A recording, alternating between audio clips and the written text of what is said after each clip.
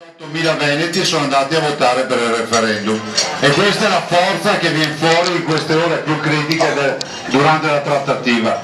Allora quelli che vi fermano in giro e dicono ah beh tanto l'autonomia non se la farà mai, che ne troverà dappertutto, sono più o meno gli stessi che dicevano tanto il referendum non si farà mai.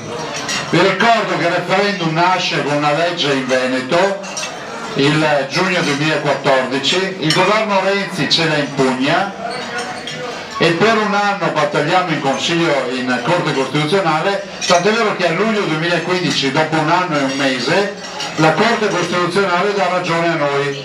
Cioè se noi abbiamo fatto il referendum perché abbiamo avuto una sentenza a nostro favore. Ve lo dico perché gli stessi che vi dicevano allora non si farà mai il referendum adesso iniziano a dire non si farà mai l'autonomia. Guardate che vedere il PD che si preoccupa dell'autonomia sapendo che sono gli stessi del PD che hanno impugnato la nostra legge, il nostro referendum per non farselo celebrare, voi capite che dà una dimostrazione di quanta coerenza ci sia. Qual è lo stato dell'arte? Intanto possiamo dire che da zero oggi siamo arrivati che il nostro progetto è entrato in Consiglio dei Ministri, è entrata la bozza del contratto e la Costituzione prevede che ci sia un contratto che si chiama intesa tra la Regione e lo Stato, quindi io dovrò firmare assieme al Presidente del Consiglio l'accordo su 23 materie. Anche qui vi ricordate durante il referendum, un'invenzione di Zaia, sono troppe 23 materie, esattamente quello che c'è scritto in Costituzione, noi chiediamo quelle materie. Vi ricordo che in questa fase l'intesa, cioè il contratto va bene per un 70%, dobbiamo ancora discutere le concessioni autostradali e aeroportuali, dobbiamo discutere alcune parti sul demanio, dobbiamo discutere la parte della sanità e dobbiamo discutere il tema delle soprintendenze, quindi il trasferimento delle soprintendenze dallo Stato alle regioni e poi ovviamente il tema dell'ambiente per le valutazioni di impatto ambientale. Ma al di là di questi aspetti tecnici, il vero tema che ci dà più garanzie sul fatto che si arrivi in porto è rappresentato dal fatto che su 20 regioni italiane 5 sono a statuto speciale, sono autonome, che sono la Val d'Aosta, il Friuli Venezia Giulia, la Sardegna, la Sicilia, prego, e il Trentino Alto Adige. Le altre 15 sono a statuto ordinario, delle 15, 12 hanno già chiesto l'autonomia, restano fuori la Puglia, la Basilicata e la Calabria. Il contesto quindi è di 17 regioni su 20 che comunque stanno chiedendo l'autonomia. Voi capite? Face, non posso fare niente se a tua ragione avevo l'autonomia. Non si va a preoccupare. Salutiamo il dottor Face. Che ancora la salute del governatore. Vedete, sono in forma, no? Merito assoluto. Allora dicevo, ovvio è che essere anche in tanti che chiedono l'autonomia significa per noi una garanzia che la battaglia si porta avanti. Ho incontrato Salvini 2 giorni fa, mercoledì, abbiamo parlato di questa partita e io sono convinto e ho proposto che la partita sia assolutamente oggi una partita della politica e che quindi porterà avanti lui nella trattativa con Di Maio e il Presidente del Consiglio.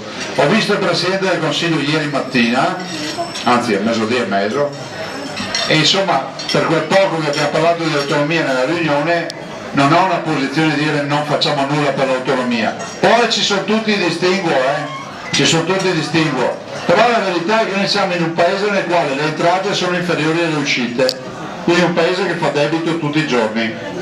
Sappiamo che gli sprechi in Italia valgono circa 30 miliardi di euro, pensate che la Sicilia ha 22.000 forestali, noi ne abbiamo 400, pensate che in Sicilia, non so se volete vi dico 2 robe sulla Sicilia, ma non vengo a fare un comizio contro la Sicilia, voglio solo dirvi come stanno le cose. Ve lo dico perché la Sicilia ha fatto un documento contro l'autonomia del Veneto e voi sapete che in Veneto c'è una corte d'appello, fatti tutti i gradi di giudizio uno può andare in appello con la sua causa. In Sicilia ce ne sono 4, hanno gli stessi abitanti del Veneto. Voi sapete che se fate un ricorso al TAR perché avete il sindaco che non ripara una busa sulla strada, una roba del genere, il sindaco che blocca una concessione edilizia, Se poi perdete il TAR, dove ricorrete? In Consiglio di Stato. Tutti noi andiamo in Consiglio di Stato, che è a Roma. In Sicilia non esiste il Consiglio di Stato, hanno il loro Consiglio di Stato, se resta in Regione.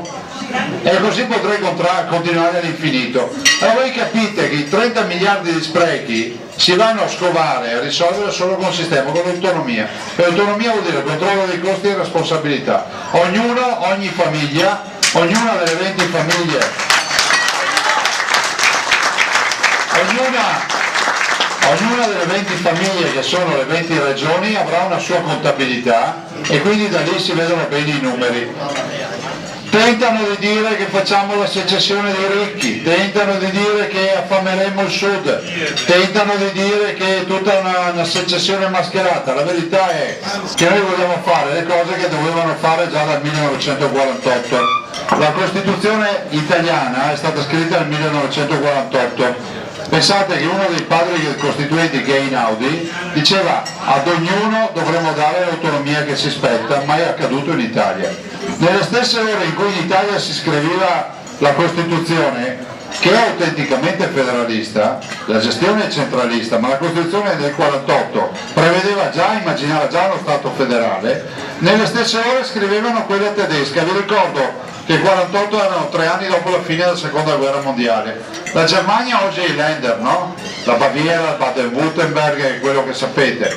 L'Italia si è trascinata a sto sistema assistenzialista del tenere il coperchio sopra la pentola per poi governare il consenso e tutto quello che voi sapete. Cioè noi andiamo avanti, non è una passeggiata quella dell'autonomia, però è la madre di tutte le battaglie e chi si è iscritto alla Lega o chi vota Lega e ci sostiene sa che per noi essere padroni a casa nostra vuol dire avere l'autonomia. E penso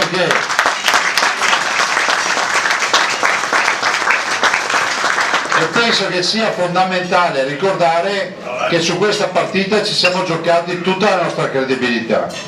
Per cui andiamo avanti. Guardate, io ho solo una certezza, che indietro col processo che abbiamo messo in piedi non si torna. Quindi ci vuole la pazienza anche di capire che ci sarà sicuramente turbolenza in volo, ci saranno, magari l'aereo ballerà un po' di più, ma alla fine arriveremo all'aeroporto d'arrivo. Ci dobbiamo arrivare perché indietro non si torna più. E questo, ripeto, è merito vostro, ma non ve lo dico perché siete qua. Vi ricordate quando prima del referendum, parlavo del referendum, tutti mi attaccavano perché dicevano Zaia butta via 14 milioni di euro, Zaia fa il referendum e non serve, basta mandare una lettera a Roma. Ecco, se io avessi mandato una lettera a Roma, oggi a cartellina dell'autonomia sarei già serata. Sapete a Roma di cosa hanno paura? Del fatto che ogni volta che dico qualcosa dico non guardate me, guardate dietro di me, ne ho 2.328.000. E allora metteranno il coach. Basta. Siccome mi avete detto che lo spiedo è buono, adesso mangio spiedo. Grazie.